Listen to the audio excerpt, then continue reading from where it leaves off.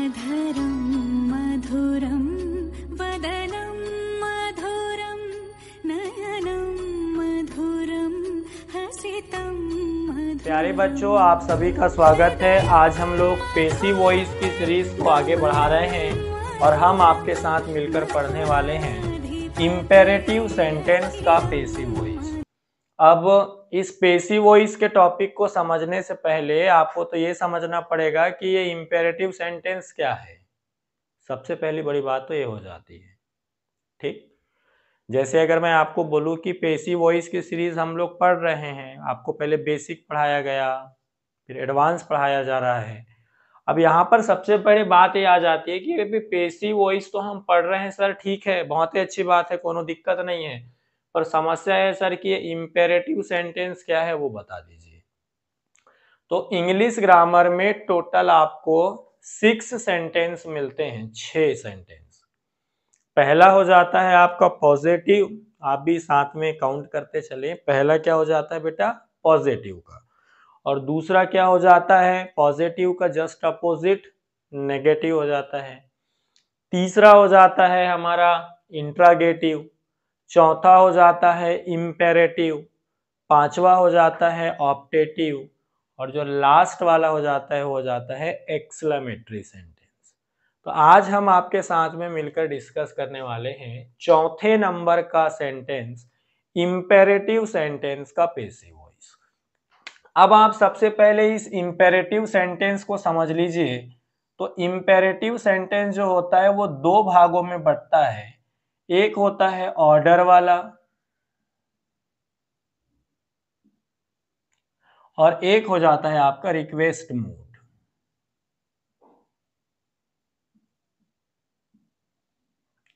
ठीक, एक हो जाएगा आपका ऑर्डर वाला मूड और एक हो जाएगा आपका रिक्वेस्ट मोड।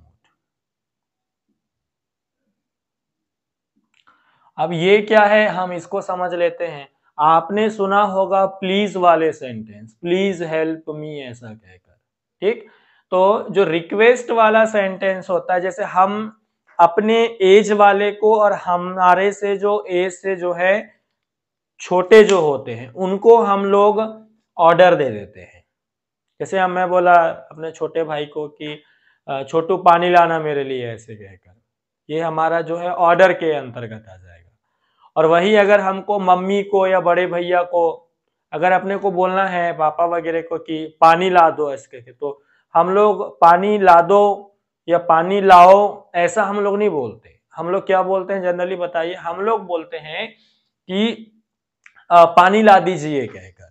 तो इस बात को आप हिंदी में जरूर याद रखिएगा कि जब आप रिक्वेस्ट की बात करते हैं तो आप वहां पर लास्ट में ए का यूज करते हैं ठीक। जब आप रिक्वेस्ट की बात करेंगे तो आखिरी में क्या आ जाएगा? ए आ जाएगा। और अगर आप ऑर्डर की बात करते हैं तो आखिरी में क्या आ जाएगा? ओ आ जाएगा। ये तो इस वीडियो में हम आपको समझाना चाह रहे हैं कि ऑर्डर मूड क्या होता है और रिक्वेस्ट मूड क्या होता है। तो ऑर्डर वाले जो सेंटेंस चालू होते हैं, अगर हम इसका एक्टिव वॉइस का फॉर्मेट बनाएं तो जो ऑर्डर वाले सेंटेंस चालू होते हैं प्यारे बच्चों वो हो जाता है वर्ब का फर्स्ट फॉर्म से। ये हमारा ऑर्डर वाले का बात है। और वर्ब के फर्स्ट फॉर्म के बाद में आपको यहां पर ऑब्जेक्ट मिल जाएगा और ऑब्जेक्ट के बाद में आपको OW का फुल फॉर्म क्या हो जाएगा? अदर वर्ड्स मिल जाएगा। तो ये आपका एक्टिव वॉइस का फॉर्मेट बनकर तैयार हो गया ऑर्डर का। अभी हम पहले ऑर्डर की बात कर लेते हैं, उसके बाद में हम लोग रिक्वेस्ट की भी बात कर लेंगे। ये आपका एक्टिव वॉइस ऑर्डर वाला सेंटेंस तैयार हो गया। और अगर आप चाहते हैं कि पेसिव वॉइस का मतलब, अगर हम लोग पेसिव वॉइस का जिक्र इसका करेंगे, इससे पहले 2 मिनट एक बात कि अगर हम लोग रिक्वेस्ट वाले मूड का अगर हम लोग बना लेते हैं तो रिक्वेस्ट वाला मूड अगर हमको बनाना है एक्टिव वॉइस रिक्वेस्ट वाले का, तो आपको स्टार्टिंग में लिखना पड़ेगा प्लीज। प्लीज के जगह में आप काइंडली का भी यूज कर सकते हैं। प्लीज और काइंडली में बेसिक डिफरेंस है। प्लीज जो है इनफॉर्मल वे में यूज होता है, दोस्ती यारी घर परिवार नॉर्मल जो हम लोग बोलते हैं उसमें हम प्लीज का यूज करते हैं, पर आप याद करिए एप्लीकेशन लिखते समय हम लोग क्या बोलते थे, kindly issue me my transfer certificate. तो ऑफिशियल जो लेटर लिखा जाता है उसमें विनम्र निवेदन के लिए हम लोग काइंडली का यूज करते हैं। इसके बाद में आपका वर्ब का फर्स्ट फॉर्म, इसके बाद में आपका ऑब्जेक्ट, और लास्ट में आप लगा देते हो अदर वर्ड्स। ये किसका फॉर्मेट हो गया बेटा, ये हो गया आपका रिक्वेस्ट वाले सेंटेंस का। ये जो फॉर्मेट है ये रिक्वेस्ट वाले का है, और ये वाला जो फॉर्मेट है एक्टिव वॉइस का ये ऑर्डर वाले का है। ठीक, तो एक बार हम अच्छे से आपको और एक्सप्लेन कर देते हैं कि हम आज इंपेरेटिव सेंटेंस का आपके साथ में मिलकर पैसिव वॉइस पढ़ रहे हैं। तो आपको सबसे पहले ये ना समझाया जा रहा है कि इंपेरेटिव सेंटेंस क्या होता है, पहले यही ना समझोगे। तो उसके बाद में अपन देखे भाई कि ये ऑर्डर वाला मूड और रिक्वेस्ट वाला मूड है। इंपेरेटिव सेंटेंस दो पार्ट में बटा हुआ है। अगर हमारे से कोई छोटा है, हमारे बराबर का है, तो हम ऑर्डर देंगे उसको, और अगर हमारे से कोई बड़ा है तो हम लोग इसको रिक्वेस्ट कर लेंगे, भाई थोड़ा ला दो ऐसा कहकर। अब हम इसका जो है एक आपका एक्टिव वॉइस पढ़ लेंगे। एक्टिव वॉइस का फॉर्मेट में जो है ऑर्डर वाला सेंटेंस डायरेक्टली वर्ब का फर्स्ट फॉर्म से जुड़ा हुआ रहता है।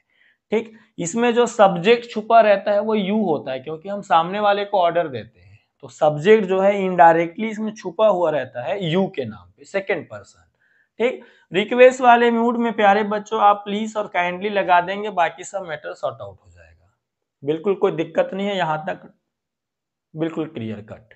ठीक, अब बात आ जाती है कि हम एक्टिव वॉइस को जब पैसिव वॉइस में बदलने के लिए जाएंगे तो कौन से फॉर्मेट का यूज करेंगे। तो सबसे पहले हम बारी बारी से पढ़ने वाले हैं।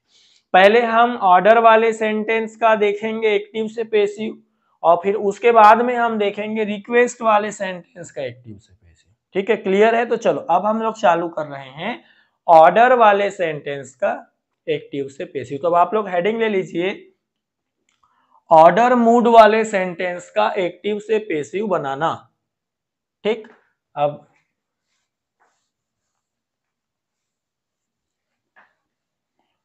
रफ्ता रफ्ता होले होले दिल को चुराया तूने, दिल को तो पता भी न चला, धीरे धीरे जादू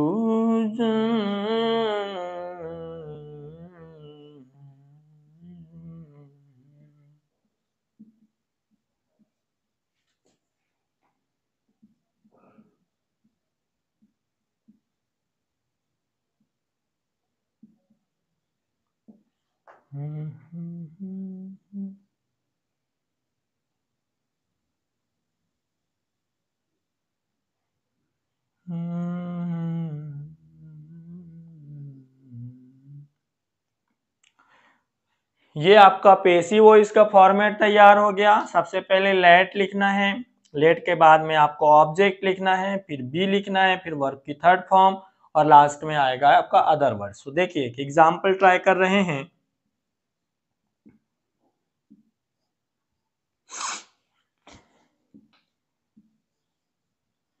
डू इट नाउ, ये पहला है। फिर एक दूसरा प्रैक्टिस करने के लिए यहां लिख देते हैं, eat food on time.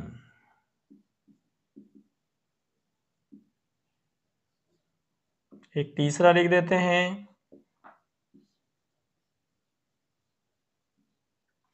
Speak English in the class. चलिए अब प्रैक्टिस कर रहे हैं आपके साथ, देखिएगा। सबसे पहले हम लिख देंगे लेट, इसका पैसिव वॉइस। सबसे पहले लेट आ जाएगा, उसके बाद में आपका ऑब्जेक्ट है। ठीक है, ध्यान दीजिएगा बहुत, देखो कोई जल्दबाजी की नहीं है, आराम से समझिए, धीरे धीरे, कोई दिक्कत नहीं है। जैसे आपका लेट आ गया, उसके बाद में ऑब्जेक्ट, तो ऑब्जेक्ट क्या है बताइए, आपका इट है, तो लेट इट। उसके बाद में बी आ जाएगा, थर्ड फॉर्म तो डू का थर्ड फॉर्म हो जाता है done, let it be done. और आपका अदर वर्ड्स क्या है बताइए, नाउ, तो ये नाउ जैसे का वैसा। एक बार अच्छे से देख लीजिए और फिर ये वाला ट्राई करिए बनाने का। चलिए आप लोग भी 30 सेकंड दे रहे हैं, ट्राई करिए।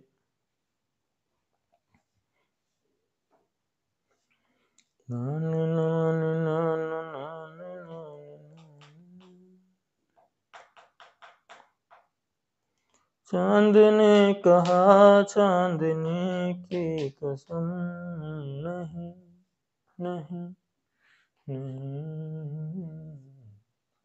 ठीक है, तो प्यारे बच्चों अब आप देखिए, सबसे पहले हम लोग लिख लेंगे लेट, उसके बाद में आ जाएगा फूड, उसके बाद में आ जाएगा बी, ईट का थर्ड फॉर्म आ जाएगा ईटन, और लास्ट में आ जाएगा ऑन टाइम जैसे का वैसा। फिर देख लीजिए नेक्स्ट, फिर यहां पर आ जाएगा आपका सबसे पहले लेट, फिर इंग्लिश, उसके बाद में आ जाएगा बी, स्पीक का थर्ड फॉर्म क्या हो जाएगा स्पोकन, उसके बाद में इन द क्लास जैसे का वैसा। अदर वर्ड से छेड़खानी नहीं करना है। 2 क्वेश्चन आपके लिए, आप बनाने की कोशिश करिएगा।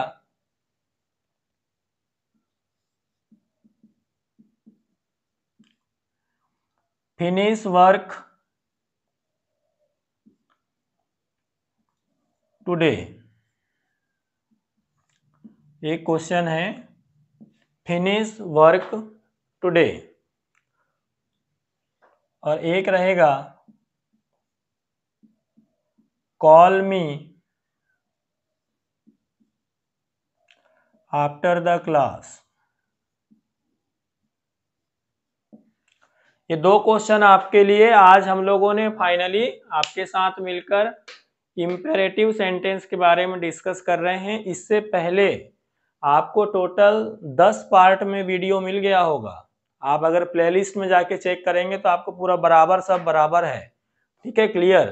अब ये आपका 11वां नंबर में हमने आज डील किए हैं इंपेरेटिव सेंटेंस का ऑर्डर वाला मूड।